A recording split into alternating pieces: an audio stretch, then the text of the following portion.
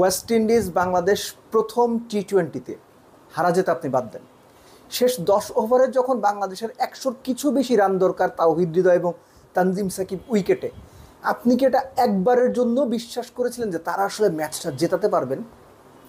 আপনি কি বিশ্বাস করেছিলেন সেটা সম্পূর্ণ আপনার ব্যাপার। আমি একবারের জন্য বিশ্বাস করিনি, কোনো কারণ নাই।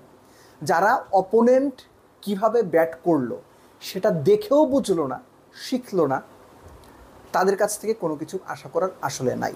ওয়েস্ট ইন্ডিয়ানরা আপনাদের চেয়ে কম পাওয়ার হিটার, তারাও কিন্তু প্রথম 10 ওভার রয়ে শোয়ে খেলেছে, বুঝে শুনে ব্যাট করেছে। উল্টাপাল্টা কাট শট পুল শট খেলে আমি বিগ হিটার দেখাইতে চায় নাই। তারা ওয়েট করছে সুযোগের জন্য, সময়ের জন্য, বোলার টার্গেট করে মারছে। এই আলোচনাটা জরুরি। বাংলাদেশ হেরে গেছে, সেটা ঠিক আছে, হারতেই পারে, বাজেভাবে হেরেছে। মিডল অর্ডার বাজেভাবে কলাপস করেছে। আবারও সেই পুরনো ঘটনাটা আমি আগেও বলেছি, টি-20 হোক ওয়ানডে, বাংলাদেশের মিডল অর্ডার কলাপস করছে। গুরুত্বপূর্ণ প্রশ্নটা হচ্ছে, সাদা বলের ক্রিকেটে ওয়ানডে টি-20 দুই ফরম্যাটেই পুরো মিডল অর্ডারকে বাংলাদেশের রিপ্লেস করতে হবে কিনা। মিডল অর্ডার রিপ্লেস করতে হোক বা না হোক, বাংলাদেশ যেভাবে মিডল অর্ডারের ব্যর্থতায় ঢুকছে এটা অ্যালার্মিং। এই যে ওয়েস্ট ইন্ডিজের ব্যাটিং ইনিংসটা 165 করলো, শেষ 3 ওভারে তারা কত করলো? 51 রান করেছে। মুস্তাফিজের ওভারে 14, তাসকিনের ওভারে 15, শেষ ওভারে 22, 3টা ছক্কা। রফম্যান পাওয়েল 17 বলে 8 রান ছিল, শেষ ওভারে 3 ছক্কা মেরেছেন। ওয়েস্ট ইন্ডিজ পাওয়ার পেতে 35 তুলেছে, 10 ওভারে তাদের রান 60 হয় নাই। ওই যে ক্যালকুলেশনটা করে নিয়েছে, রিশাদ যখনই বোলিংয়ে এসেছে তারা অ্যাটাক করেছে। এই যে ক্যালকুলেট করা, কাকে কখন মারবো, খেলাটা ডিপে নেওয়া, প্রয়োজনে আমি শেষ 3 ওভারে গিয়ে 60 রান তুলবো। ওয়েস্ট ইন্ডিয়ানরা খুব ভালো জানতো তারা অনায়াসে শেষ 3 ওভারে গোটা 5-6 ছক্কা মারতে পারবে, মেরে দিছে। তো যখন 165 হয়ে গেল তখন কিন্তু বাংলাদেশ চাপে। অথচ বাংলাদেশ এই যে ওয়েস্ট ইন্ডিজের ব্যাটিংয়ের ধরন সেটা দেখেও শিখল না। উইকেট যেমন এখানে 160, আমার মনে হয়েছে খুব বেশি রান না। বাংলাদেশের এই রান চেস করা উচিত ছিল। সমস্যাটা কোথায় হলো? স্টার্টটা ভালো হলো।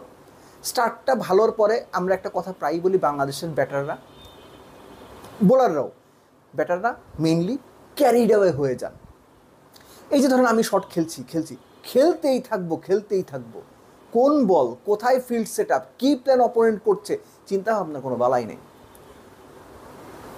তামিম এত সুন্দর স্টার্ট করার পরেও মিস টাইমিংয়ে আউট হলেন। ক্যাচটা ভালো ছিল। সাইফ, আপনি দেখলেন আপনার ক্যাপ্টেন ইনডিসিশনে ভুগে আউট হয়েছেন। আপনার সুইপ শট ওই মুহূর্তে আমি জানি না দরকার ছিল কিনা। শামীম হোসেন পাটোয়ারি, ওইটা পুল করার ওই লেন্থের বলই না ভাই। আপনি পুল খেলে বসেন, ওই যে আমি পাওয়ার হিটার দেখাবো, দলের জায়গা আপনার এখন নড়বড়ে হয়ে গেল। নুরুল হাসান সোহান, কাট খেলেন ভালো কথা, কিন্তু কখন কোন পরিস্থিতিতে খেলছেন? আপনার 4 উইকেট চলে গেছে, পাওয়ার প্লের মধ্যে আপনার 40-42 চলতে 4 উইকেট নাই।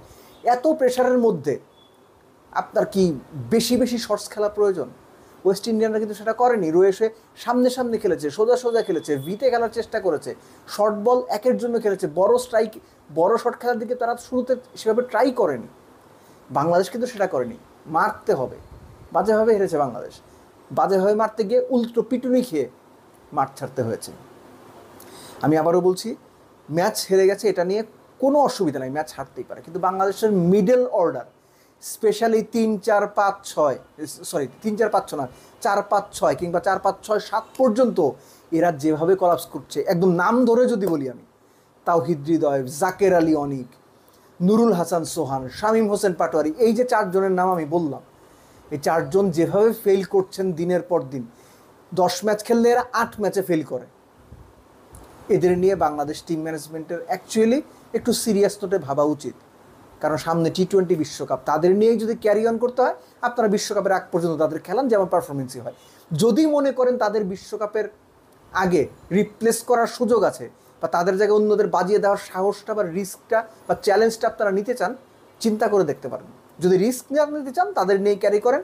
আর যদি মনে করেন যে না, এদের অবস্থা তো ভালো, নাম বিশ্বকাপে আবারও ভরাডুবি হবে, তাহলে কিছু নাম সামনে আছে, যেমন ইয়াসির আলী চৌধুরী রাব্বি, আকবর আলী, এই নামগুলো নিয়ে একটু চিন্তা ভাবনা করতে পারেন। দলে আনতে হবে না।